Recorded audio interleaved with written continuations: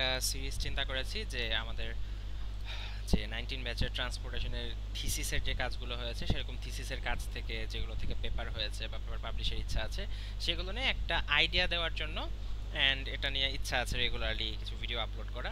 তো এই ক্ষেত্রে প্রথম যে এপিসোডটা সেটা সেখানে কথা বলবে হচ্ছে থামেদ বিন জামান চৌধুরী, অ্যান্ড ওর সাথে ছিল রিদওয়ানুল ইসলাম, ও নাই, অ্যান্ড হচ্ছে মোয়াজ্জেম স্যারের সুপারভাইজি ওরা। অ্যান্ড ওদেরটা রিসেন্টলি হচ্ছে আই ট্রিপলির যে ইন্টারন্যাশনাল কনফারেন্সে পাবলিশ হয়েছে ওদের পেপারটা, তো সেটা নিয়েই ও আজকে কথা বলবে। তো শুরু করতে পারো তুমি। আচ্ছা, ঠিক আছে, ধন্যবাদ সামিউল। হ্যালো, আমার নাম হচ্ছে মোহাম্মদ তাহমিদ বিন জামান চৌধুরী। তো আমি হচ্ছি বুয়েট সিভিল ইঞ্জিনিয়ারিং ট্রান্সপোর্টেশন এর উপর আমি মেজর করেছি। তো আমার থিসিসের টপিক ছিল আসলে যে অ্যাক্সিডেন্ট ডেটা সেট কিভাবে তৈরি করা যায় বাংলাদেশের, সেটার উপর একটা কাজ। আমার কথা কি শোনা যায়? আমার মিউট হয়ে গেছে। হ্যাঁ, কথা শোনা যাচ্ছে ঠিকভাবেই। আচ্ছা, ঠিক আছে। তো আমি একটু শুরু থেকে বলি জিনিসটা আসলে কি ছিল। তো থিসিসে আমাদেরকে নর্মালি যেটা করতে হয় যে থিসিস যখন শুরু করি আমাদেরকে স্যারেরা কি বলেন যে একটা টপিক সিলেক্ট করো, চুজ করো যে কোন টপিকটার উপরে এখনো রিসার্চ গ্যাপ আছে বা কোন টপিকটার উপরে এরকম এখনো এরকম কোন একাডেমিক কন্ট্রিবিউশন হয় নাই। এটা প্রথমে খুঁজে বের করে সেখান থেকে আমরা লিটারেচার রিভিউ করি, তারপরে সেখানে আমরা দেখি যে এক্সিস্টিং কাজগুলোর মধ্যে কি গ্যাপ আছে, তারপরে আমরা সেটার উপর কাজ করি, তাই না? ব্যাপারটা হচ্ছে এরকম। তো এরকম আমি যখন থিসিসের কাজটা শুরু করি আমার ইচ্ছা ছিল যে আমি প্রথমে অ্যাক্সিডেন্ট নিয়ে কাজ করব। আমি প্রথম আইডিয়াটা ছিল এরকম যে আমি বাংলাদেশের যেই accident data data data set আছে বা ডেটা বেস আছে সেখান থেকে আমি একটা একটা মডেল তৈরি করব, মেশিন লার্নিং মডেল বা স্ট্যাটিস্টিক্যাল মডেল, যেরকম একটা মডেল তৈরি করা যায় যেখান থেকে আমি প্রেডিক্ট করতে পারবো যে কোন এলাকায় কিরকম অ্যাক্সিডেন্ট হয়। মানে আমি যদি একটা এলাকা ইনপুট দেই, এলাকার কিছু ফিচার ইনপুট দিই, তাহলে আমাকে বলে দেবে যে এই এলাকার অ্যাক্সিডেন্ট রিস্ক এরকম। এরকম একটা কাজ করার আমার প্রথমে ইচ্ছা ছিল। তো এরকম কাজ যখন আমি করতে যাই, প্রথমে যে জিনিসটা দরকার, কারো যদি আইডিয়া থাকে এরকম কাজ রিলেটেড, তো আমার যেটা লাগবে সেটা হচ্ছে একটা খুব ওয়েল ডিফাইন্ড এবং ক্লিন ডাটা সেট লাগবে। যে কোনো মডেল তৈরি করার প্রথম শর্ত হচ্ছে স্ট্যাটিস্টিক্যাল মডেল বা মেশিন লার্নিং মডেলে যে আমার ওই কাজ রিলেটেড একটা ক্লিন ডাটা সেট দরকার। তো এটা করার জন্য আমরা বিভিন্ন জায়গায় খোঁজ নেওয়ার চেষ্টা করি যে ডাটা সেট কোথায় পাওয়া যায়। আমাদের বুয়েটে অ্যাক্সিডেন্ট রিসার্চ ইনস্টিটিউট আছে, সেখানে আমরা খোঁজ খবর নিই। তারপর হচ্ছে আমরা ঢাকা মেট্রোপলিটন পুলিশের সাথে যোগাযোগ করার চেষ্টা করি, যেহেতু অ্যাক্সিডেন্ট করলে সেগুলো পুলিশ রিপোর্ট হিসেবে যায়। তো এআরআই এর মাধ্যমে আমরা ডিএমপির সাথে যোগাযোগ করার চেষ্টা করি যে সেখান থেকে কি অ্যাক্সিডেন্ট ডেটা সেট গুলো কোনোভাবে পাওয়া যায় কিনা। তো প্রথমে যেটা আমরা দেখতে পারি যে অ্যাক্সিডেন্ট ডেটা যেগুলো আছে সেগুলো একদমই স্ট্রাকচার্ড না। আমাদের বেসিক্যালি বুয়েটের এআরআই তো, ইনফ্যাক্ট ডিএমপি ঢাকা মেট্রোপলিটন পুলিশে যেখানে আছে সেগুলো একদমই স্ট্রাকচার্ড না। সেখানে অনেক মানে মিসিং ভ্যালু আছে, অনেক ইম্পর্টেন্ট ভ্যালু যেগুলো মানে অনেক মানে কলামগুলো মিসিং। যে ইম্পর্টেন্ট কলাম টাইম, অ্যাক্সিডেন্ট কখন হয়েছে সেই টাইমটা মিসিং, অ্যাক্সিডেন্ট কোন লোকেশন হয়েছে লোকেশনটা মিসিং, অনেক মানে ভ্যালু মানে মানে এন্ট্রির জন্য এই ভ্যালুগুলো মিসিং।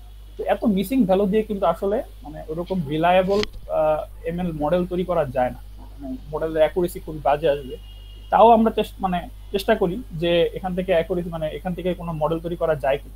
দেখলাম যে আমাদের মডেলের অ্যাকুরেসি মানে খুবই বাজে অ্যাকুরেসি আসে, মানে 60%, 40%। 40% অ্যাকুরেসি মানে it's it's worse than just prediction. আমি যদি প্রেডিক্ট করি তাও আমার 50% চান্স থাকে যে অ্যাকুরেসি হওয়ার, কিন্তু আমার মডেলের অ্যাকুরেসি আসতেছে ওইটারও কম।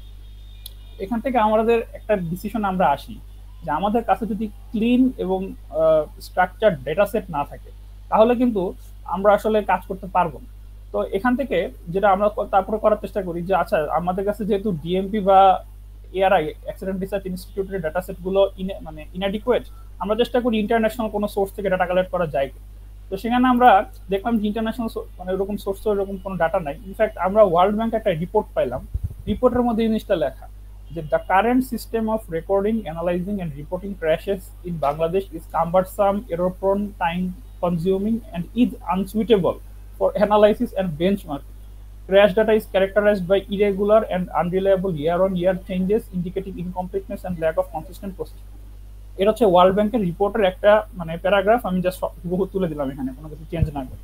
মানে ওয়ার্ল্ড ব্যাংকও বলতেছে যে বাংলাদেশে আসলে অ্যাক্সিডেন্টের যেই অ্যাক্সিডেন্ট রিসার্চ আসলে পসিবল না, কারণ বাংলাদেশে আসলে মানে প্রপার কোন ডাটা কালেকশন সিস্টেম নাই। তো তাহলে যে কোনো ট্রান্সপোর্টেশন ইঞ্জিনিয়ারিং, বিশেষ করে ট্রান্সপোর্টেশন প্ল্যানিং এর জন্য ডেটা কিন্তু মাস্ট, ইজ এ ম্যান্ডেটরি। তো আমার কাছে যদি ডেটা কালেকশনের কোনো সিস্টেমই না থাকে প্রপার, এবং ডেটা কালেকশন করার কোনো ওয়ে না থাকে, তাহলে কিন্তু আমি আসলে ট্রান্সপোর্টেশন অ্যানালাইসিস বা প্ল্যানিং এগুলো কিছু করতে পারবো।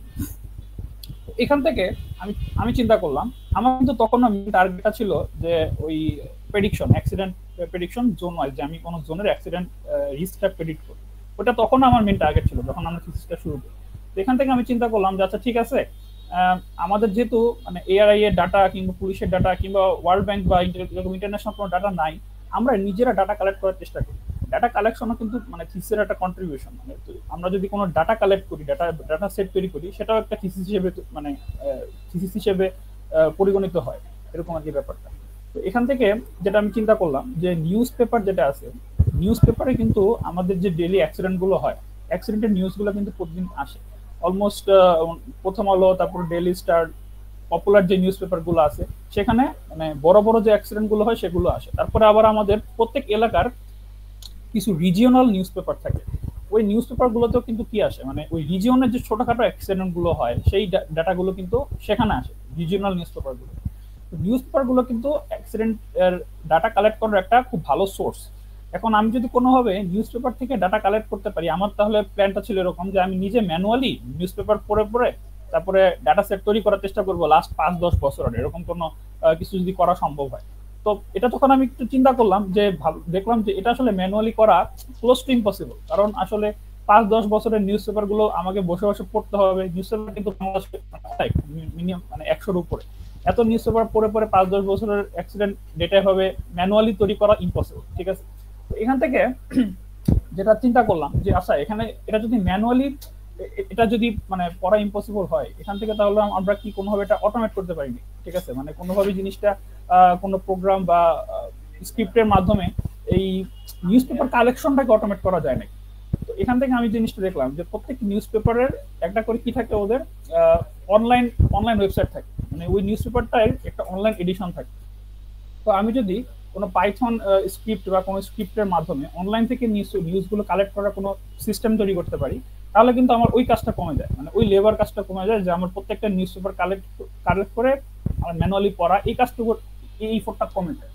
এখান থেকে আমি একটু মানে পড়াশোনা শুরু করলাম যে আসলে মানে অটোমেটিক ভাবে নিউজ ওয়েবসাইট থেকে কোনো কিছু কালেক্ট করা, এই সিস্টেমটা আসলে কিভাবে করে, এটা কি আসলে আদৌ সম্ভব নাকি। তো সেখান থেকে আমি একটু ঘাটাঘাটি করার পরে যে জিনিসটা নিয়ে জানতে পারলাম সেটা হচ্ছে ওয়েব স্ক্রিপ্ট। তো ওয়েব স্ক্রিপিং জিনিসটা কি, এটা হচ্ছে একটা automated process. It is a automated process of extracting data from website using Python script or specialized tools.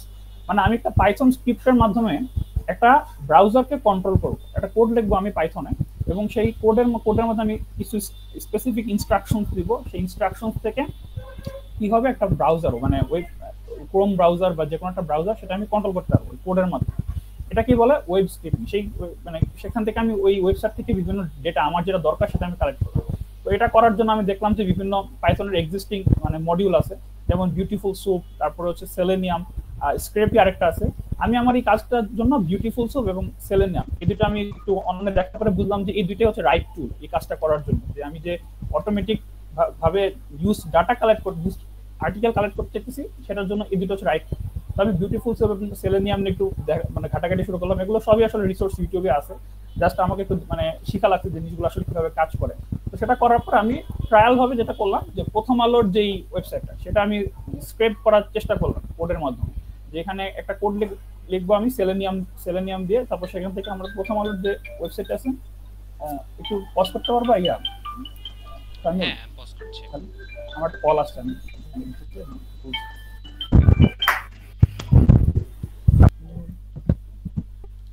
হ্যাঁ আমি স্টার্ট করছি। তো এখানে আমি যেটা করার চেষ্টা করলাম যে প্রথমে ট্রায়াল ভাবে একটা মানে স্ক্রিপ্ট লেখার চেষ্টা করলাম, যে আমি প্রথম আলোর যে ওয়েবসাইট আছে সেটাকে আমি স্ক্রিপ্ট করবো, মানে সেখানকার যে নিউজ আর্টিকেল গুলো আছে সেগুলো আমি কোডের মাধ্যমে কালেক্ট করার চেষ্টা করবো।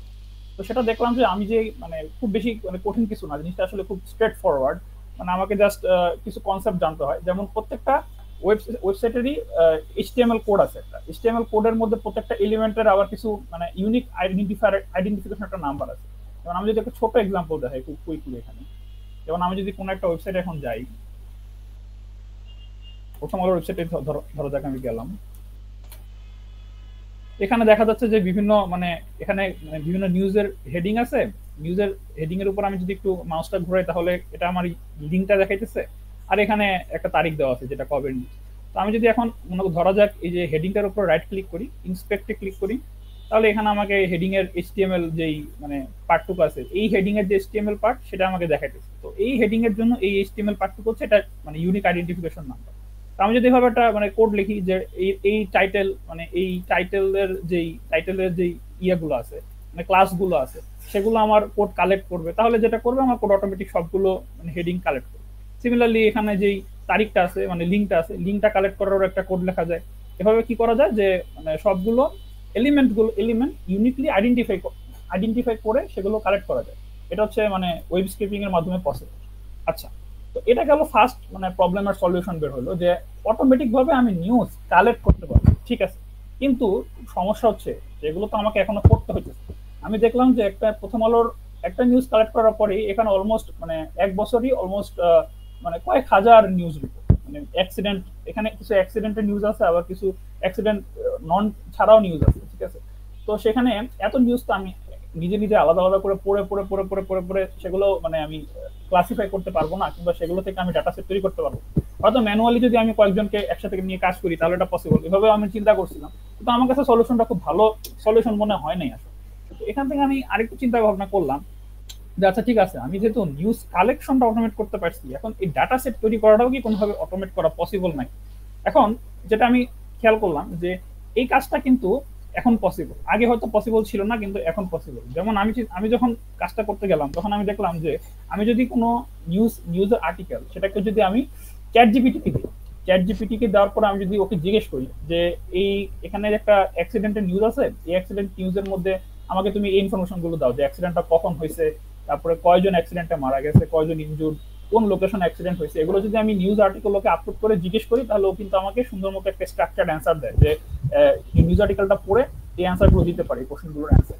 তো এখান থেকে আমি চিন্তা করলাম যে আচ্ছা যেহেতু ওকে আমি এভাবে সিঙ্গেল নিউজ আপলোড করে তারপরে আমি অ্যান্সারটা বের করতে পারতেছি, তা এটাও কি আমি কোনো পাইথন স্ক্রিপ্টের মাধ্যমে করতে পারি কিনা, যে আমি একটা পাইথন স্ক্রিপ্ট লিখবো, সেখানে আমি একটা লুপ বসায় দিব, লুপের মধ্যে আমি চ্যাট জিপিটির কোনো সেটিংটা করে দিলাম, তারপরে প্রত্যেকটা নিউজ আর্টিকেল আমি চ্যাট জিপিটি কে পাঠাবো, পাঠানোর পরে তারপর ওকে আমি জিজ্ঞেস করবো প্রত্যেকটা নিউজের জন্য, তারপর ওর যে অ্যান্সার গুলো আছে সেগুলোকে আমি এক্সট্রাক্ট করে তারপর আমি এক্সেলের মধ্যে বসাবো। এটা হচ্ছে আমার মানে আইডিয়াটা আসলো। চ্যাট জিপিটি যেহেতু অটো মানে ম্যানুয়াল আমি জিজ্ঞেস করলে করতে পারে, তাহলে পাইথন স্ক্রিপ্টের মাধ্যমে করতে পারি কিনা। এটা নিয়ে যখন আমি ঘাটাঘাটি করলাম দেখলাম যে এটা আসলে মানে কম্পিউটার সায়েন্সের তখন খুব পপুলার টপিক। আমি যখন কাজটা শুরু করলাম এটাকে বলা হয় এলএলএম, লার্জ ল্যাঙ্গুয়েজ মডেলের এপিআই ইউজ করা, এপিআই ইউজ করে কোনো কাজ করা লার্জ ল্যাঙ্গুয়েজ মডেলে। তো আমি দেখলাম যে চ্যাট জিপিটির যেই এপিআইটা সেটা অ্যাভেলেবল, মানে আমি পাইথন স্ক্রিপ্টের মাধ্যমে চ্যাট জিপিটিকে কন্ট্রোল করতে পারবো। তো এই জিনিসটা ওরা অ্যাভেলেবল করছে। ইনফ্যাক্ট যত এলএলএম আছে মানে লার্জ ল্যাঙ্গুয়েজ মডেল আছে, যেমন তখন আমার যখন কাজটা আমি করি তখন ছিল জেমিনি ছিল, কিন্তু জেমিনির পারফরমেন্স তখনও চ্যাট জিপিটি লেভেলে ছিল না। এখন জেমিনি খুব ভালো, কিন্তু তখন জেমিনির পারফরমেন্স চ্যাট জিপিটি লেভেলে ছিল না। জেমিনির এপিআই আছে, তারপরে তখন খুব পপুলার একটা এলএলএম ছিল লামা 3। তো লামার এপিআই আছে আর কি। তো এই এপিআই গুলো দিয়ে যেটা করা যায় সেটা হচ্ছে যে মানে আমি এই কাজটা অটোমেট করতে পারবো, যে আমার যেই প্রত্যেকটা নিউজ আর্টিকেল আছে সেগুলোর যে অ্যানালাইসিস এটাও অটোমেট করা পসিবল। এটার তারপর আমি যেটা করলাম যে এপিআই নিয়ে পড়াশোনা শুরু করলাম, যে আসলে ওদের এগুলোর যে এপিআই গুলো সেগুলো কিভাবে মানে ইউজ করা যায়, কিভাবে মানে পাইথন স্ক্রিপ্টের মাধ্যমে চ্যাট জিপিটি বা লামা এগুলো ইনকর্পোরেট করা যায়। তো দেখলাম যে ওদেরও আসলে যেটা আছে যে ওদের এপিআই এর খুব মানে সুন্দর ডকুমেন্টেশন আছে, ওদের যে ওয়েবসাইট চ্যাট জিপিটির ওয়েবসাইটে সেখানে গেলেই। তবে যেটা সমস্যা দেখা যায় যে চ্যাট জিপিটির যে এপিআইটা সেটা মানে কমপ্লিটলি পেইড, এটা একদমই ফ্রি না। তারপরে তখন আসলে মানে এরকম বাংলাদেশ থেকে আসলে এরকম মানে পেইড সফটওয়্যার ইউজ করা আসলে একটু সমস্যা, মানে যারা কাজ করছে তারা জানে এগুলো রিলেটেড। লামা যেটা আছে লামার এপিআইটা তখন ফ্রি টু সাম এক্সটেন্ট, মানে একটা নির্দিষ্ট লিমিট পর্যন্ত এপিআইটা ফ্রি, তারপরে আর সে এপিআইটা ইউজ করা যায়। তো আমি দেখলাম যে যেহেতু মানে লামার এপিআইটা ফ্রি, তো সেটা নিয়ে আমি প্রথমে কাজ শুরু করি। তো ওটার এপিআইটা নিয়ে আমি প্রথমে মানে একটা কোড লিখলাম, যে ইনিশিয়ালি একটা কোড লেখার পরে দেখলাম যে জিনিসটা আসলে খুব ভালো কাজ করতেছে। ওকে যদি আমি খুব সুন্দর করে প্রম্পটটা দিই, এখানে মেইন ইম্পর্টেন্ট জিনিস হচ্ছে প্রম্পটটা, আমাকে মানে ওকে আমি কিভাবে জিজ্ঞেস করতেছি মানে আস্ক করতেছি ইনফরমেশন গুলোর জন্য। প্রম্পটটা যদি আমি ঠিক মতো ডিজাইন করে দিই, খুব সুন্দর মতো আমাকে কি করতে পারে নিউজ আর্টিকেল থেকে জিনিসগুলো বের করে দিতে পারে, এবং সেখান থেকে সে কি করে যে স্ট্রাকচার ওয়েতে আমার একটা ফুল এক্সেল শিট বানা দিতে পারে। তো ওদের অ্যান্সারটা ওকে আমি মানে একটা মানে আর্টিকেল পাঠাই, তারপরে ওকে আমি একটা প্রম্পট দিই যে এই আর্টিকেল থেকে ইনফরমেশন গুলো আমাকে বের করে দাও, ও আমাকে সেই ইনফরমেশন গুলো দেয়। সেগুলো তারপর আমি কি করি যে পাইথনের একটা মডিউল আছে, সেটাকে বলা হয় রেগুলার এক্সপ্রেশন। সেখান থেকে কি করা যায়, ওর যে চ্যাট জিপিটি বা এলএলএম এর যে অ্যান্সার আছে সেখান থেকে আমার যে ইনফরমেশন গুলো দরকার সেগুলো বের করে আমি এক্সেল এর মধ্যে বসাই। এটা এই ফুল কাজটা অটোমেটিক্যালি করা যায়। তো এই কাজটা অটোমেটিক্যালি করার আমি একটা ইনিশিয়ালি কোড লিখলাম। কোড লেখার পরে দেখলাম যে এটা খুব সুন্দর মতো কাজ করছে। তো আমার এখন নিউজ কালেক্ট করারও সিস্টেম আছে একটা, ওয়েব স্ক্রিপিং এর মাধ্যমে আমি অটোমেটিক নিউজ কালেক্ট করতে পারতেছি, এবং আমি কি করতে পারতেছি, কালেক্ট করা নিউজগুলোতে অটোমেটিক চ্যাট জিপিটির সাহায্যে বা এলএলএম এর সাহায্যে এগুলোকে আমি প্রসেস করতে পারতেছি। তাহলে আমার ফুল পাইপলাইনটাই মানে অটোমেট হয়ে গেল। মানে আমার একটা মানে রিলায়েবল এবং এফিশিয়েন্ট ডাটা কালেকশন সিস্টেম মানে জিনিসটা দ্বারা হয়ে গেল। তো এই জিনিসটা নিয়ে যখন আমি আমার সুপারভাইজারের সাথে বসি যে স্যার আমি তো আসলে মানে অ্যাক্সিডেন্টের মানে প্রত্যেকটা জোনের অ্যাক্সিডেন্ট প্রেডিক্ট করতে চাইতেছি, তো ডাটা সেট তো সমস্যা, আমি ডাটা সেট তৈরি করার একটা সিস্টেম এরকম ডেভেলপ করছি। আমার সুপারভাইজার জিনিসটা দেখে অনেক মানে ওনার কাছে খুব পছন্দ হয়, এবং উনি আমাকে সাজেস্ট করেন যে আমি যেন আর মানে এই জিনিসটা নিয়েই থাকি, বা এই জিনিসটা কি ডেভেলপ করার উপরই আরো মানে কাজ করি, শুধুমাত্র ওই অ্যাক্সিডেন্টের মানে জোন ওয়াইজ অ্যাক্সিডেন্ট প্রেডিকশনের উপর না থেকে এই সিস্টেমটা যেন আমি আরো এফিসিয়েন্ট এবং রিলায়েবল করি। তো পরে পরবর্তীতে যেটা হয় যে এই জিনিসটাই এই টপিকটার উপরেই আমি থিসিসটা মানে আমার থিসিসটা কমপ্লিট হয়। আমি আর ওই এখান থেকে আবার অ্যানালাইসিসের পার্টটুকুতে আর যাই নাই যে ওখান থেকে কিভাবে জোন ওয়াইজ অ্যাক্সিডেন্ট প্রেডিক্ট করে। তো এই জিনিসটা কি নিয়ে আমি আমার থিসিসটা কমপ্লিট করি আর। তো আমার স্যার যেটা বলেন যে এই জিনিসটাকে মানে ডিপ্লয় করা যায় নাকি, মানে আমার জিনিসটা তো ফুল কোডের মাধ্যমে আছে, আমি জিনিসটাকে মানে ইউজার ফ্রেন্ডলি বা এফিশিয়েন্ট করার কোনো সিস্টেম আছে। সেখান থেকে আমি যেটা করলাম যে আমার যে পুরো সিস্টেমটা আছে সেটা আমি হাগিং ফেসে ডিপ্লয় করলাম। হাগিং ফেস হচ্ছে একটা ফ্রি মানে কি বলবো একটা হোস্টিং স্পেস বলতে পারেন আপনারা, যে এখানে আমি বিভিন্ন বিভিন্ন অ্যাপ ডেভেলপ করে হোস্ট করা যায়। তো আমি আমার পুরো সিস্টেমটা এখানে আমি মানে হাগিং ফেসে এখানে আমি হোস্ট করছি আর কি। তো এখানে যে কেউ যে কোনো ইউজার যদি এখানে আসে, এবং এখানে আসার পরে আপাতত আমরা এই জিনিসটা যেটা একটা মানে কি বলবো এটা কাইন্ড অফ ডেমনস্ট্রেশন এই অ্যাপটা। তো এখানে যে যেটা করতে পারে যে প্রথম আলো এবং ডেইলি স্টার এই দুটা নিউজ ওয়েবসাইট থেকে তারা অ্যাক্সিডেন্ট ডেটা কালেক্ট করতে পারে।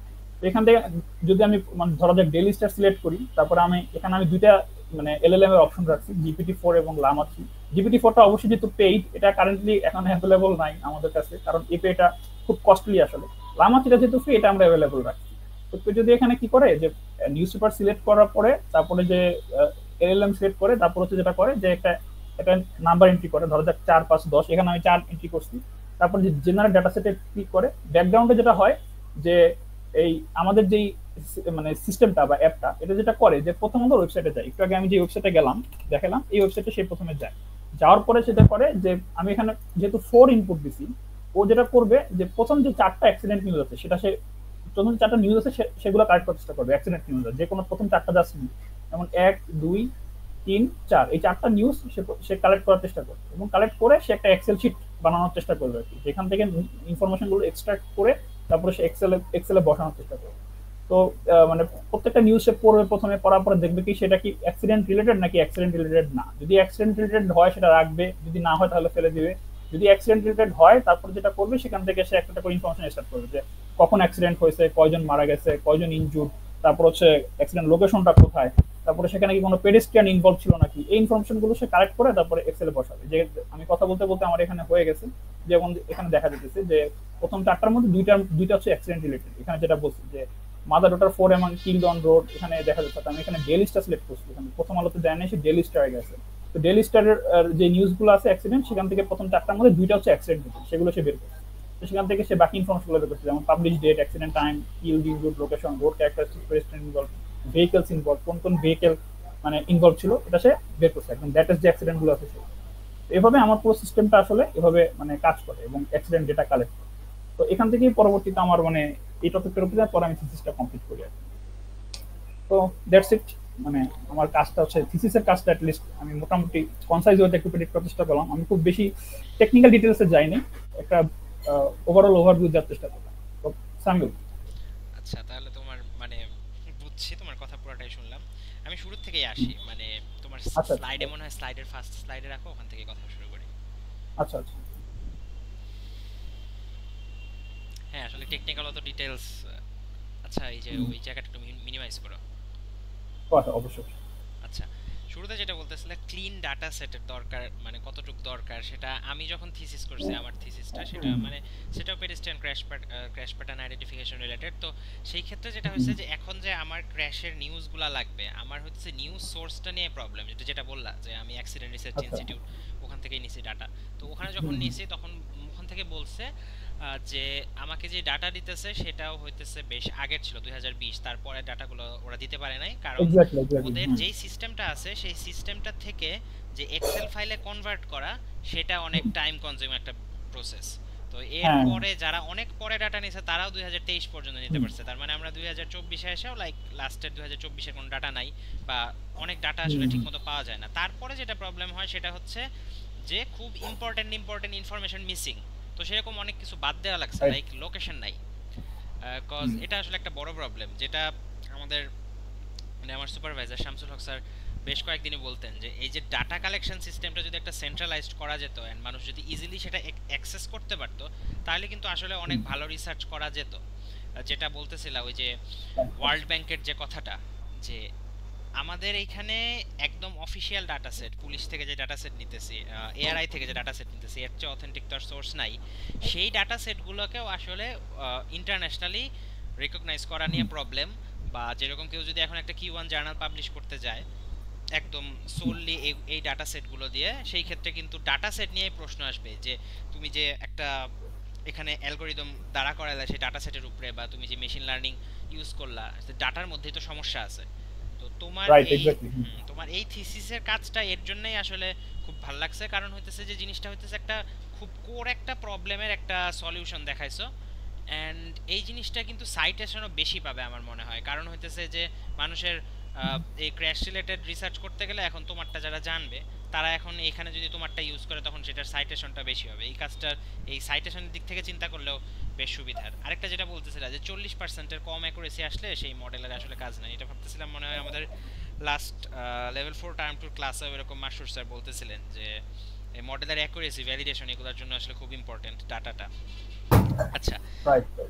এখন আরেকটা জিনিস হচ্ছে নিউজ পেপারে অ্যাক্সিডেন্টের সংখ্যা কি অনেক বেশি পাইছো, যে এআরআই তে যা ছিল তার চেয়ে অনেক বেশি? আচ্ছা, এখানে এখানে এই ব্যাপারটা যেটা হইতেছে যে কিছু কিছু অ্যাক্সিডেন্ট আছে, যে অ্যাক্সিডেন্ট গুলো হচ্ছে ফেটাল অ্যাক্সিডেন্ট না, ঠিক আছে? হ্যাঁ, যেমন হচ্ছে মানে সেখানে হয়তো কেউ মারা যায় নাই, কেউ ইনজুর্ডও হয় নাই, এটা মাইনর অ্যাক্সিডেন্ট।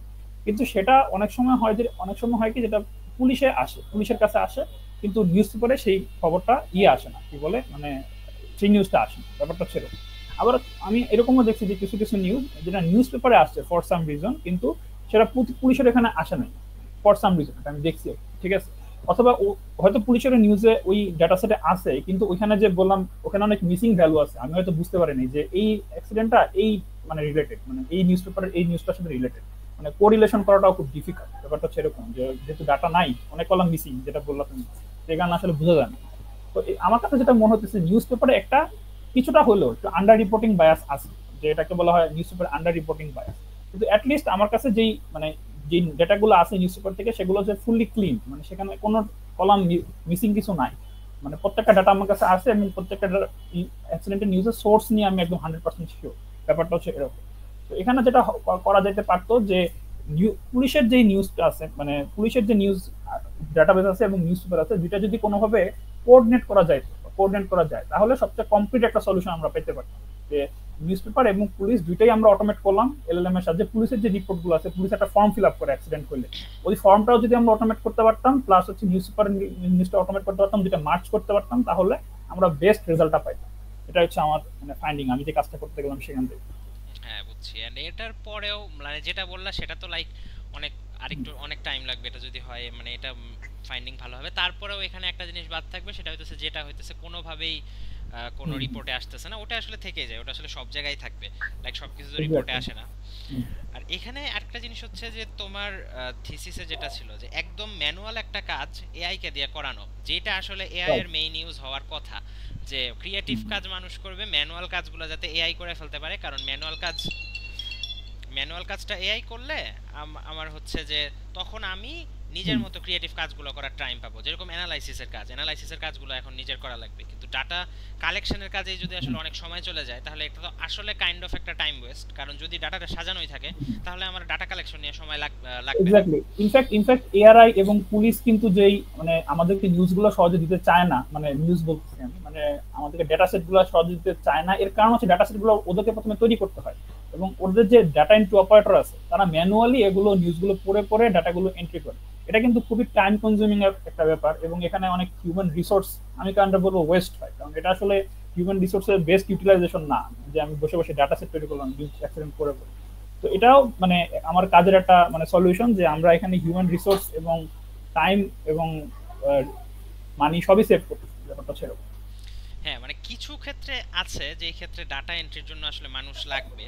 যেরকম হ্যাঁ, যেরকম কিছু কিছু ক্ষেত্রে যেরকম হলো যে ফর্ম ফিল আপ টাইপ, একটা ফর্ম ফিল আপ করলো মানুষ, রিসার্চের সার্ভে ফর্ম। তো সেই ক্ষেত্রে সেই ফর্মটা ম্যানুয়ালি ফিল আপ করছে, এন্ড সেখানে হাতের লেখাও খুব একটা বোঝা যাইতেছে না। সেই ক্ষেত্রে ওগুলা কারো এক্সেলেই তুলতে হবে দেখে দেখে, কারণ এআই এখন এতটুকু ডেভেলপড হয় নাই যে খারাপ হাতের লেখা বুঝতে পারে। মানে ওসিআর যে রাইট রাইট। স্ক্যানিং সেটা আসলে এআই এখন অতটুকু ডেভেলপ হয় নাই, হয়তো ডেভেলপ হয়ে যাবে। মানে যেই কাজটা করতে আসলে নো ব্রেইনার কাজ টাইপ সেগুলো হয়তো এআই পরে আরো ভালো করতে পারবে। আরেকটা জিনিস হচ্ছে যেরকম বারবার বলতেছিলা যে যখন কোনো কিছু দেখলা যে নতুন জানতে পারলা, ওই যে পাইথনের কি জানি বললা একটু দাও, আর পরের স্লাইডটা ওয়েব দেখো। স্ক্র্যাপিং, ওয়েব হ্যাঁ, স্ক্র্যাপিং ওয়েব বলা হয়। স্ক্র্যাপিং, তারপরে ধরলা যে পাইথনের লাইব্রেরি ইউজ করা। যেরকম এইখানে রাইট। এআই ইউজ করলা, অনেক কিছুই কোড লেখার জন্য এআই এর হেল্প নেওয়া যায়, কিন্তু একটা জিনিস খুব ইম্পর্টেন্ট, এটা এই গতকালকেই একটা ঝংকার মাহবুবের ভিডিওতে দেখতেছিলাম যে এই কোডিং এর ফাউন্ডেশনটা যদি না থাকে তাহলে কিন্তু এআই দিয়ে আসলে কিছু পারা যায় না। যেরকম পাইথন নিয়ে না না। তোমার ফাউন্ডেশন নলেজ লাগবেই, না হলে কোনোভাবেই মানে আগানোই যাবে না। মানে রাইট ফাউন্ডেশন রাইট। নলেজটা একদম মাস্ট। হ্যাঁ হ্যাঁ। তো এখানে আমি একটু বলি, আমি একটু আমার আমার এক্সপিরিয়েন্সটা একটু শেয়ার করি। আমি আসলে মানে আমাদের আমাদেরকে যে শিখায়, আমাদের যে আন্ডার গ্রেডে আমাদের যে মানে কোর্সগুলো আছে মানে প্রোগ্রামিং, সেখানে আমাদেরকে শিখায় বেসিক্যালি সি প্লাস প্লাস এবং ম্যাটল্যাব শিখায়। এখানে কিন্তু আমাদেরকে পাইথন ওরকম ভাবে শেখানো হয় না, ব্যাপারটা সেরকম। তো আমি যখন মানে আমার মাথায় আইডিয়া গুলো যখন আসে, আমি পাইথন এই টুকটাক পারতাম এর আগে, মানে আগে হয়তো একটু আগে একটু একটু দেখা হয়েছিল, কিন্তু এইভাবে আসলে শেখা হয়নি। তো আমি আসলে যেটা করতাম, এই কাজটা শুরুতে আমাকে প্রথমে মানে মিনিমাম 2 মাসের মতো সময় লাগছে শুধুমাত্র জাস্ট শিখতেই। মানে আমার কিছু কোনো কাজে ধরার আগে, এক লাইন কোড লেখার আগে পুরো 2 মাস সময় লাগছে শুধুমাত্র প্রথমে পাইথন শিখতে। তারপরে মানে একটু মেশিন লার্নিং শিখা লাগছে, কারণ প্রথমে বললাম যে আমি মডেল ডেভেলপ করার চেষ্টা করছিলাম যে কোনোভাবে ওই পুলিশের ডাটা সেট দিয়েও কাজ করা যায় নাকি, দেখলাম যেটা দিয়ে হয় না। তারপরে আমাকে শিখা লাগছে যে এই এলএলএম, এপিআই, ওয়েব স্ক্র্যাপিং, এগুলো শিখতে আমার আরো 1 মাসের মতো সময় লাগছে। তো আমার অলমোস্ট 2 মাসের মতো সময় লাগছে জাস্ট শিখতেই আর কি। ব্যাপারটা হচ্ছে এরকম।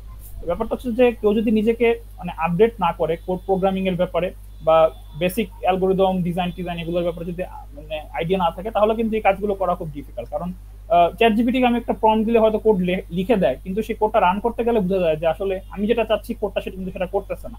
তো শেষ পর্যন্ত দেখা যায় যে ওই কোডটাকে নিজেকে হাইলি অনেক মডিফাই করতে হয়, বা নিজেকে অনেক সময় স্ক্র্যাচ থেকে কোড লিখতে হয়। কারণ আমি যখন কাজটা করতেছিলাম অ্যাটলিস্ট তখনও চ্যাট জিপিটি ওরকম মানে অ্যাটলিস্ট এই কাজ ওয়েব স্ক্রিপিং কাজগুলোর জন্য কোডিংও তো সুন্দর মতো করতে পারতো না। ব্যাপারটা হচ্ছে এরকম।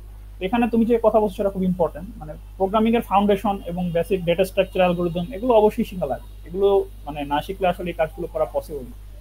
সামনে বলো। আচ্ছা, পরে তাহলে আগের স্লাইডটায় যাও। তুমি ক্লডে ইউজ করো নাই নাকি? ক্লডে আসলে তখন তেমন ছিল আর কি? ক্লড, হ্যাঁ হ্যাঁ, না। Good question. ক্লড কিন্তু ভেরি মানে খুব ভালো মানে এলএলএম একটা, হ্যাঁ, হ্যাঁ। বিশেষ করে প্রোগ্রামিং এর ক্ষেত্রে। কিন্তু হ্যাঁ। সমস্যা হলো ওটারও চ্যাট জিপিটির মতো সেম, ওদের এপিআইটা ফ্রি না, ওদের এপিআইটা ক্লোজ। তো আচ্ছা। আমার হাতে রিসোর্স ছিল একটা পেইড এপিআই ইউজ করা, তো আমি সেটা চ্যাট জিপিটির পিছনে খরচ করছি আর কি টাকাটা। ব্যাপারটা হচ্ছে অনেকটা এটা। হ্যাঁ, হ্যাঁ, বুঝছি। ক্লডের ক্ষেত্রে হইতেছে এখন যেটা আসছে ক্লডে 4, সেটা কোডিং এও অনেক ভালো। চ্যাট জিপিটিরও রাইট। এখন দেখলাম কোডেক্স আসছে। মানে কোডিং এর ক্ষেত্রে আসলে মানে বেসিক নলেজ থাকলে পরে এডিট করে মানে ডিবাগিং করা লাগে ভালো রকমই, কারণ হুম। এমন না যে সরাসরি ইউজ করা যায়, বাট পরে ভালো ইউজ করা যায়। আরেকটা যেটা বলতেছিলা যে ম্যানুয়ালি করার কথা, যে অনেকজন একসাথে ম্যানুয়ালি নিয়ে সব পত্রিকা পড়া, এটা একটা রাইট অপশন রাইট। ছিল, কিন্তু আসলে মানুষ নাই। লাইক তোমার হ্যাঁ থিসিসের হ্যাঁ। কাজের জন্য আসলে কে ওইটা ম্যানুয়ালি করবে? আমাদের অনেকে যেটা করে যে জুনিয়রদেরকে যে কাজটা করানোর চেষ্টা করে, জুনিয়রদের হয়তো কিছু মানে অফার করে অনারিয়াম, বা তাদেরকে এক্সপিরিয়েন্সের জন্য কাজটা অফার করে, জুনিয়র অনেক সময় করে দেয়। আমারও সেই আইডিয়াটা ছিল প্রথমে, কিন্তু আসলে এটা আসলে আমার কাছে পছন্দ হয়নি সলিউশনটা। ব্যাপারটা হচ্ছে এটা। না, দেখো আমি যদি জাস্ট তোমার কাজটা চিন্তা করি, তোমার কাজে দুইটা ব্যারিয়ার আছে। একটা হুম বড় হুম। সড়ো ব্যারিয়ার হচ্ছে এপিআই। এপিআই এর মনে হয় কস্ট অনেক, আমি রাইট, যতটুকু রাইট, দেখছিলাম রাইট, রাইট। প্রচুর, মানে গুগল এপিআই টেপিআই, মানে কস্ট আসলে অনেক, এটা আসলে স্টুডেন্ট লেভেলে ব্যারিয়ার করা পসিবল না। সেটা হইতেছে এই ক্ষেত্রে সরাসরি একটা বড় সড়ো ফান্ডিং দরকার এই রিসার্চের জন্য, মানে এটা যদি এখন আরো পরে এটা নিয়ে হুম, কাজ হুম, করো, সেটা একটা জিনিস। আর আরেকটা জিনিস মনে হয় হচ্ছে যে লাইক ওই যে নিউজ পেপারের সংখ্যা টংখ্যা বাড়ানো, বা আরো রাইট। যত হায়ার মডেল হুম, ইউজ করা। এখন অবশ্য হায়ার মডেল এসেই পড়ছে, মানে তুমি যখন হুম, হুম, শুরু করছো তখন এর জন্য জিনিসটা অনেক নতুন।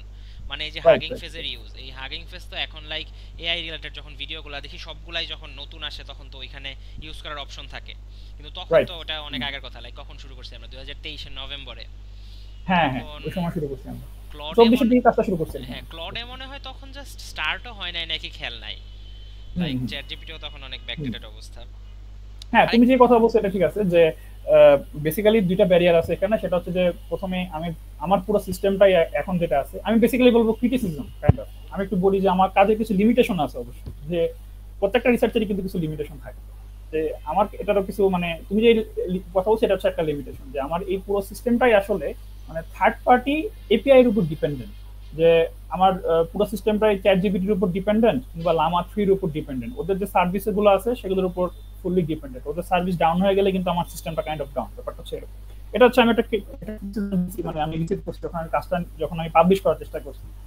তারপরে আরেকটা যেটা তুমি বললা যে দেখো যে এখানে নিউজ পেপার কিন্তু অনেক, তুমি যেটা বলছো সেটাও কারেক্ট। যে আমি এখানে আমি ডেমনস্ট্রেশন পারপজে শুধুমাত্র জাস্ট 2টা নিউজ পেপার দেখাইছি, রাইট? প্রথম আলো এবং ডেইলি স্টার। কিন্তু বাংলাদেশে কিন্তু নিউজ পেপার আছে কত, অসংখ্য নিউজ পেপার আছে। যেমন এখানে যদি আমি যাই, এখানে আমাকে বাংলাদেশের সব নিউজ পেপার গুলো দেখা দিচ্ছে। এখানে মানে 100 এর উপর নিউজ পেপার আছে। এবং অনলাইন নিউজ মানে অনলাইন কিছু কিছু নিউজ পেপার আছে যেগুলো শুধু অনলাইনে পরিচালনা করে, এগুলো কোনো ফিজিক্যাল কপি নেই, এগুলোও আছে। তো এখন একটা কোশ্চেন আমাকে আমার সুপারভাইজার করছিলেন যে তুমি কি এখন প্রত্যেকটা এরকম এখানে যেটা একটা জিনিস আমি একটু প্রথমে একটু বলে আসি এর আগে, এই যে আমি নিউজ স্ক্রেপিং কোডটা লিখতেছি এটা কিন্তু প্রত্যেকটা নিউজ পেপারের জন্য আলাদা আলাদা করে লিখতে হয়। এবং প্রথম আলো ওয়েবসাইট যদি আমি স্ক্রেপ করতে চাই তাহলে কিন্তু আমাকে প্রথম আলোর জন্য একটা ডেডিকেটেড কোড লিখতে হবে। তারপরে যদি আমি ডেইলি স্টারের থেকে নিউজ কালেক্ট করতে চাই ডেইলি স্টারের জন্য আরেকটা কোড লিখতে হবে। এরকম আলাদা আলাদা করে আমাকে প্রত্যেকটা নিউজ পেপারের জন্য স্ক্রেপিং কোডটা লিখতে হইতো, ঠিক আছে? আচ্ছা, এখন বাংলাদেশে যদি এরকম 100 অফ নিউজ পেপার আছে, এখন যদি আমি সবগুলো থেকে নিউজ কালেক্ট করতে চাই, আমার যদি ইচ্ছা থাকে একটা কমপ্লিট ডাটা সেট তৈরি করার, তাহলে কিন্তু আমাকে এরকম 100 অফ কোড লিখতে হবে।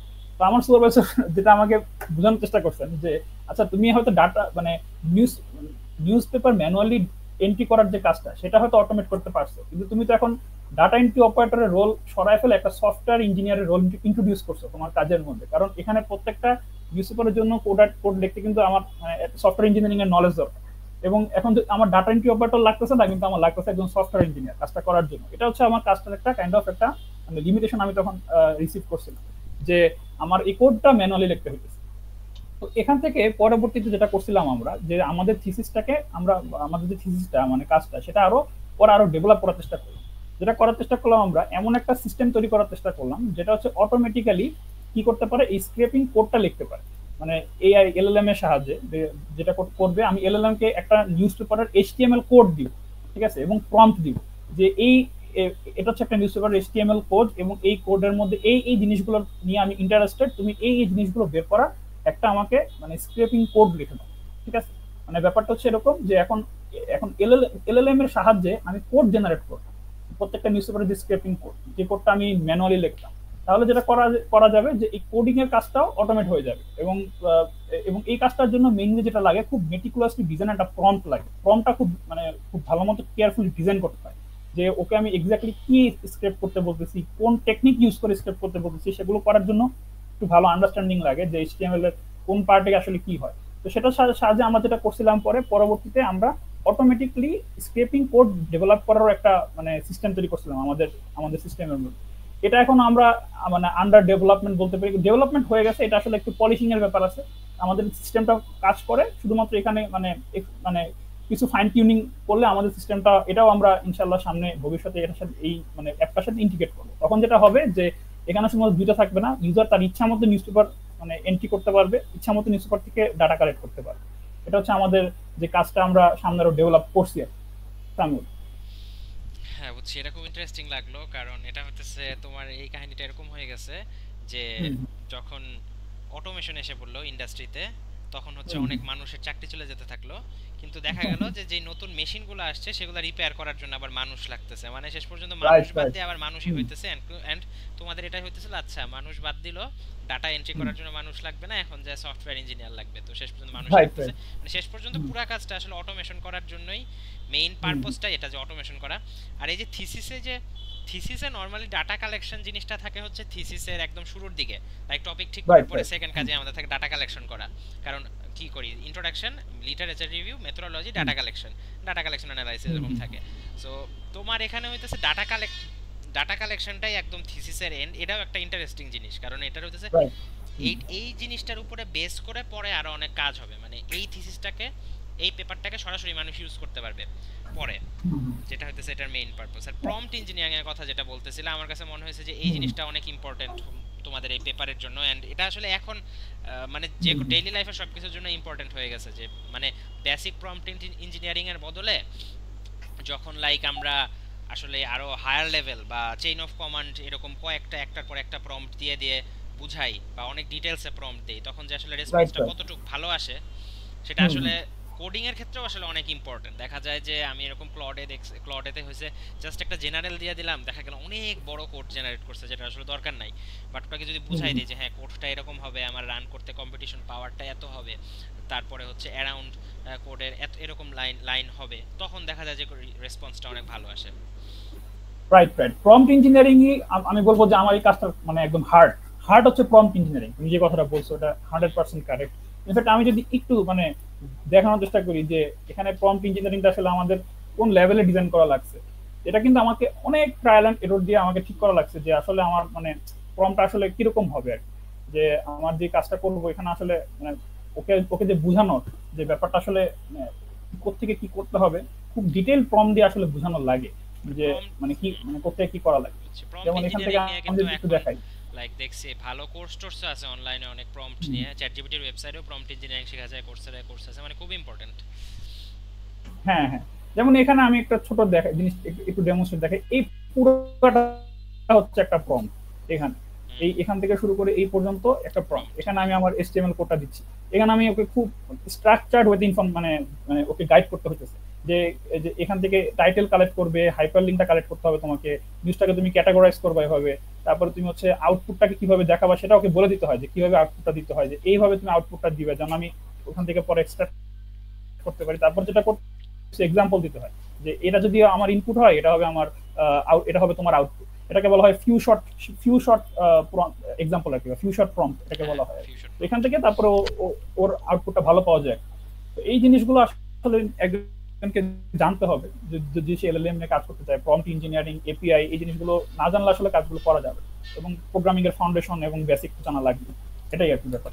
না তোমরা আসলে যে জিনিসগুলো পড়ছো সেগুলো রিলেটেড কিন্তু এখন কাইন্ড অফ মানে পার্ট টাইম জব টাইপের জন্য আমি এরকম হুম, দেখছি যে ক্রাইটেরিয়া, যে তার প্রম্পট ইঞ্জিনিয়ারিং নিয়ে ভালো আইডিয়া লাগবে, এপিআই ইউজ করতে পারতে রাইট, হবে, রাইট। কারণ এই জিনিসগুলো এখন কি হয় অনেক সফটওয়্যারেরই ব্যাকএন্ডের কাজে ভালোই কাজে লাগে এই জিনিসগুলো। Part of daily life. হ্যাঁ, পার্ট অফ ডেইলি লাইফ। কারণ হ্যাঁ, হচ্ছে এগুলো আসলে সামনে খুবই মানে ওয়াইডলি ইউজ হবে। Kind of Microsoft Excel, Word, পাওয়ার পয়েন্টের স্কিল যেরকম মানুষ খুঁজে ভবিষ্যতে এই জিনিসগুলো মানুষ চাবে আর কি হ্যাঁ, মানে প্রম্পট ক্যান্ডিডেটদের কাছ থেকে। ইঞ্জিনিয়ারিংটা আমার আমার মনে ধারণা হয় আর কি একটা অ্যাটলিস্ট। মানে ওই ওয়ার্ড ইউজের মতোই একটা কমন জিনিস হয়ে যাবে, যে ধরে রাখবে যে হ্যাঁ তুমি ভালো প্রম্পট দিতে পারো, নাহলে তুমি রাইট, আসলে রাইট। ভালো কোনো রেসপন্স পাবা না এআই থেকে। মানে ওই যে যেটা আছে এক্স্যাক্টলি। না যে কথা, যে একটা এআই কখনো মানুষকে রিপ্লেস করবে না, কিন্তু যে মানুষ এআই ভালো ইউজ করতে পারে সে রিপ্লেস করে ফেলবে আর কি, যে এআই পারতেছে না সেই ক্ষেত্রে। তো আচ্ছা, রাইট, আমার এক্স্যাক্টলি। এই ভেরি ইম্পর্টেন্ট টপিকটা আসলে কথা। লাইক আমার এই ইউটিউব চ্যানেলের সাথে একদম সবচেয়ে বেশি অ্যালাইন করে, like transportation engineering and AI, and আমার খুব ইন্টারেস্টিং লাগছিল শুরুতে শুনে, এন্ড আজকে জেনে আরো ভালো লাগলো। তো আশা করি এটা নিয়ে পরে ফিউচারে আরো কাজ করবা। রাইট। আমার মনে হয় এতটুকুই থাকুক তাহলে। Thank you. আচ্ছা, ঠিক আছে, আল্লাহ হাফেজ।